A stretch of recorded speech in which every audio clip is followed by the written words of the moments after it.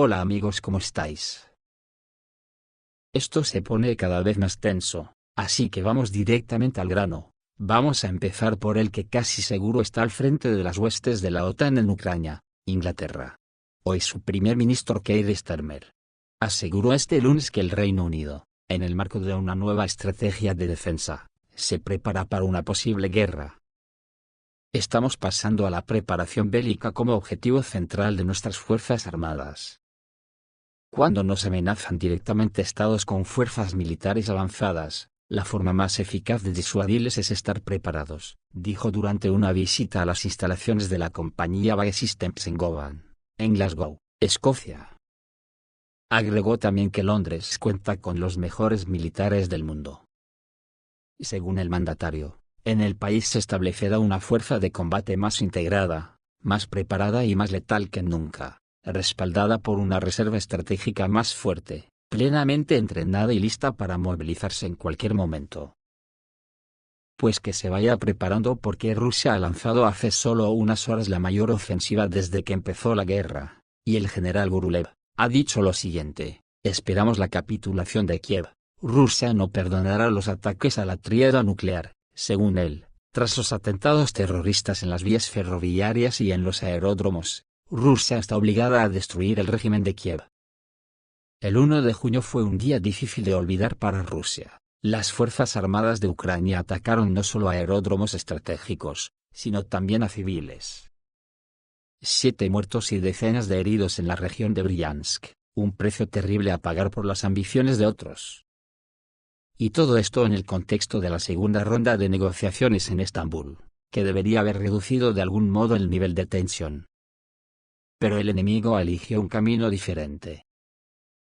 El teniente general Andrei Gurulev, diputado de la Duma estatal, lo explicó todo con extrema dureza. En relación con el enemigo, no solo ataca el material, sino también la logística en la zona del frente, destruye puentes, interfiere en la llegada de ayuda humanitaria y en la evacuación de civiles.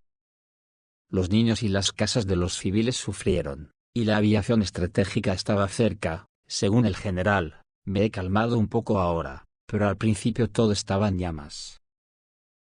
Gurulev admitió que los ataques a los aeródromos de la aviación estratégica fueron, por decirlo suavemente, una sorpresa desagradable para nosotros. La magnitud de la operación demostró que en algún lugar algo había salido mal. El general recordó cómo, durante la invasión de las Fuerzas Armadas de Ucrania a la región de Kursk, él mismo vio la falta de control en las carreteras. No hay puestos de policía de tráfico, no hay nadie en absoluto. Ahora se ha introducido un régimen de operaciones antiterroristas en la zona fronteriza, pero ni siquiera esto resuelve todos los problemas. Están volando puentes. Especialmente alarmante es la nueva táctica del enemigo, drones, cuyo lanzamiento, según informes de los medios, fue lanzado directamente desde camiones estacionados cerca de los aeródromos. Gurulev señaló que el montaje de estos drones podría haberse llevado a cabo en lugares tan lejanos como Chelyabinsk. Además, por primera vez durante la guerra, el enemigo intentó atacar la región de Amur, pero el equipo se salvó gracias a un incendio accidental. El vehículo con los drones se quemó en el camino. El general destacó que en algunas zonas solo existe un camino hacia el aeródromo. Se puede cerrar y realizar una inspección total. Si lo cierras y lo revisas a fondo, no podrás pasar nada, dijo, recordando una situación similar en la región de Irkutsk.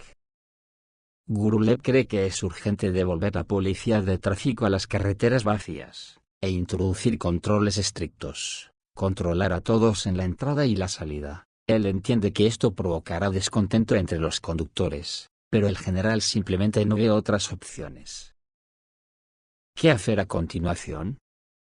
Gurulev está seguro de que si Kiev lleva a cabo atentados terroristas y hace estallar trenes con niños, Rusia está obligada a destruir el régimen. No cree que Zelensky acepte jamás la paz. Cualquier paz significaría la muerte para él.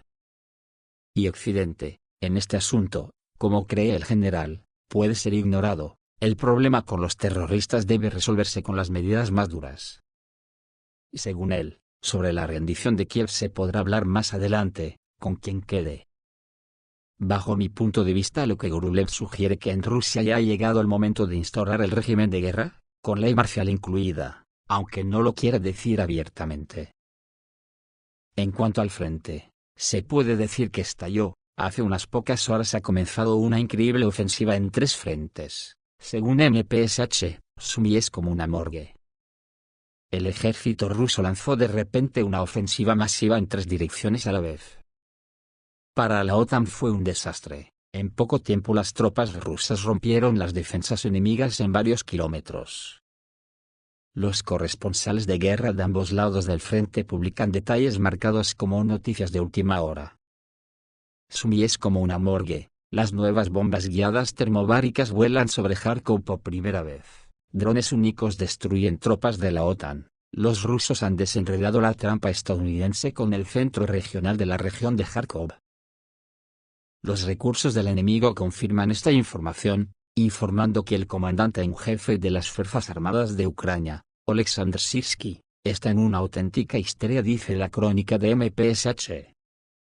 Según el corresponsal de guerra Yuri Kotenok, unidades de la 106 División Aerotransportada de la Guardia Rusa avanzaron en Yunakovka, a lo largo de la orilla izquierda hasta la carretera N07 en el área de la Iglesia de la Natividad de la Santísima Virgen María, que quedó bajo control ruso. Aproximadamente la mitad del asentamiento está bajo el control del ejército ruso.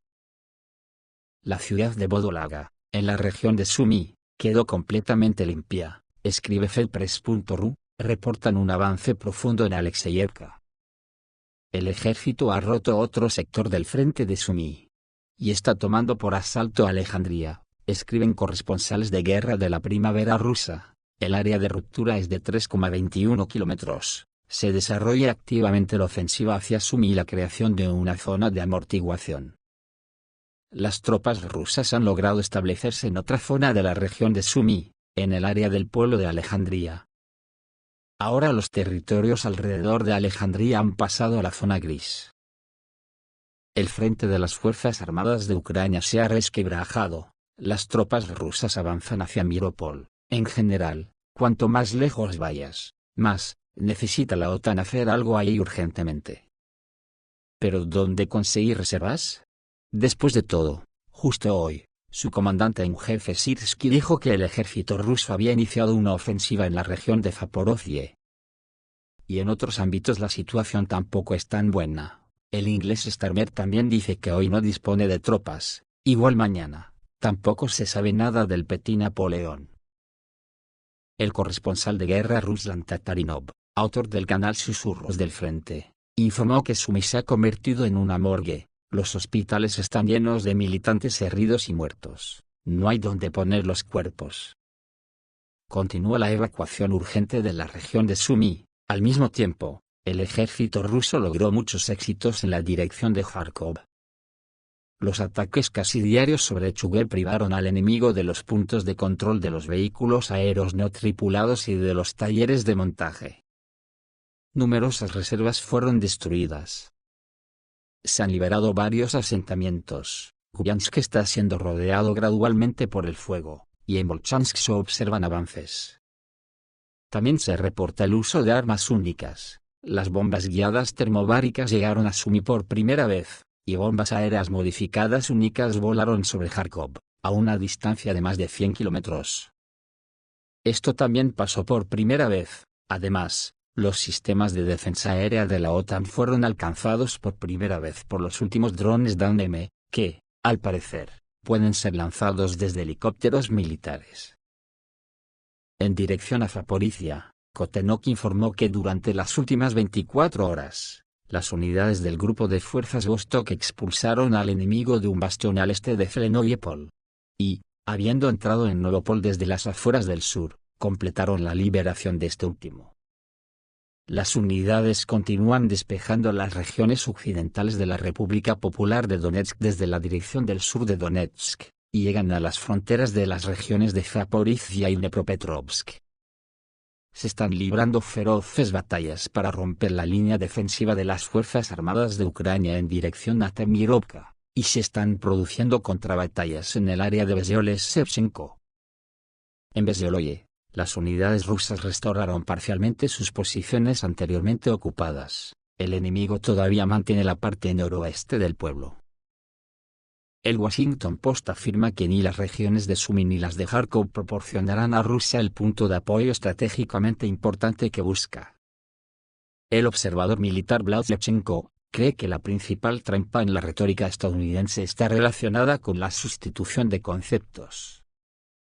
Es decir, a grandes rasgos, en retórica, según tengo entendido, a esto se le llama hombre de paja, atribuir a un oponente palabras, declaraciones que no hizo, para luego refutarlas y celebrar la victoria. Hablar del asalto a Kharkov es algo que solo aparece en esta serie. Según los expertos militares, si Rusia hubiera planeado asaltar la segunda ciudad más grande de Ucrania, habría comenzado en 2022 y continuado hasta ahora. Toda la experiencia de la operación rusa en Ucrania demuestra que no vamos a tomar por asalto Kharkov. Al mismo tiempo, esto fue beneficioso para Washington. Este es el corazón industrial de Ucrania, esta es una antigua ciudad rusa que los bolcheviques dieron a la llamada Ucrania, y a los americanos les gustaría mucho que lo destruyéramos durante la ofensiva. Sin embargo, nuestro ejército actúa de manera diferente. En lugar de ataques frontales, un anillo de fuego, agotando la defensa, cortando la logística y los suministros. Esta táctica nos permitirá devolver tanto Kharkov como Sumy intactos, tomando el control de todas las comunicaciones, dijo Lechenko. Y cree que las Fuerzas Armadas rusas deberían concentrar sus esfuerzos en avanzar hacia el norte, de donde provienen los ataques a las ciudades rusas. Este es el perímetro a través del cual se lanzan los drones a nuestro territorio, es decir, todo lo que vuela quema nuestras fábricas en la región de Moscú, en Tartaristán, en los Urales y en cualquier otro lugar.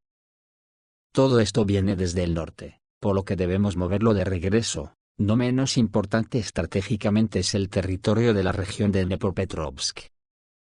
La OTAN está luchando tan vigorosamente ahora, porque nuestro ejército está avanzando hacia donde se han estado preparando para la defensa durante 10 años. Más adelante tendrán campos y plantaciones. Habrá muchas cosas divertidas e interesantes que sucederán. Las pérdidas que han sufrido parecerán un juego de niños comparadas con lo que ocurrirá después, terminó Lechenko. Sobre la negociación, Pravda dice lo siguiente: negociar en ucraniano, como llegar tarde, llevar uniforme y arruinarlo todo. ¿Por qué? Porque el ministro de Defensa de Ucrania, Rustem Umerov, como auténtico caballero de la diplomacia, prefirió tomar el té con el jefe del Ministerio de Asuntos Exteriores turco. El ex-ucraniano Mikhail Pavliev, ahora residente en Rusia, descubrió rápidamente el truco: si quieres enfadar a tu interlocutor de inmediato, llega tarde, es un clásico. El método de esperar a que se ponga nervioso funciona a la perfección. Sobre todo si además llevas un memorando exclusivamente en inglés y ucraniano. ¿En ruso? ¿De qué hablas? Eso es casi una confesión de incompetencia. El politólogo Sergei Markov tampoco se quedó al margen. Esto no es solo grosería, es una grosería clásica, metódica y deliberada. ¿Una delegación con uniforme militar? ¿Un memorando sin traducción? Ya no son negociaciones, sino una farsa de queremos la paz, pero solo si se rinde. Mientras tanto, Alexander Dubinsky comentó con sarcasmo: la noche en Kiev resultó sorprendentemente tranquila. Eso significa que Moscú sigue apostando por la diplomacia.